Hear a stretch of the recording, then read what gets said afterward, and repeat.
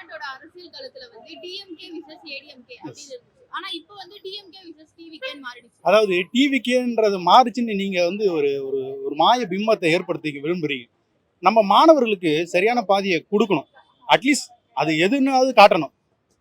பல கட்டத்து போராட்டங்கள் அடிப்படையில் தான் இன்றைக்கு திராவிட கட்சிகள் தன்னுடைய தமிழகத்தில் செய்யக்கூடிய அந்த திட்டங்கள்ல நீங்க டிவிக்கேன்னு ரொம்ப சுருக்கிடுறீங்க.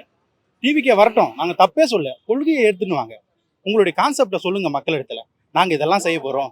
ஒரு தெளிவில்லாத ஒரு கூட்டத்தை நீங்க வந்து கட்டமைக்கிறதுன்றது போட்டியாக நாங்கள் இப்போதைக்கு கருத முடியாது. எதிர்காலங்களில் உங்களுடைய கொள்கையோ உங்களுடைய தொண்டர்களையும் வலுப்படுத்தி கருத்தியலா அவங்கள கொண்டு வாங்க. அதுக்கப்புறமா நீங்க போட்டின்ற இடத்துக்கு வாங்க. முதல்ல தொண்டர்களை வலுப்படுத்துங்க, அவங்கள கொள்கை ரீதியா செழிவுபடுத்துங்க. அதுக்கப்புறமா போட்டின்ற இடத்துக்கு வாங்க. போட்டிக்கு நீங்க இப்பயே வந்துட்டீங்கன்னா நீங்க நல்ல கொள்கையா தலைவரா இருக்கலாம், ஆனா அதை வெளிப்படுத்தாம இருந்தா அது போட்டியில பயன்படாது. டிவிக்கு வந்து இப்போதான் வந்துச்சு. ஆனா ஏடிஎம்கேவும் டிஎம்கேவும் ரொம்ப நாளாவே இருக்கு. ஏன்னா அது ரொம்ப வருஷங்களா இருக்குது.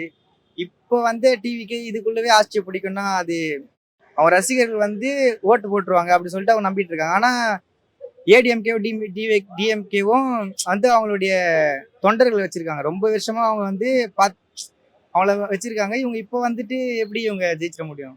இப்போது புதிய அறிமுகம் ஆச்சி ஹோட்டல் சாம்பார் 50 கிராம் ரூபாய் 20 மட்டுமே.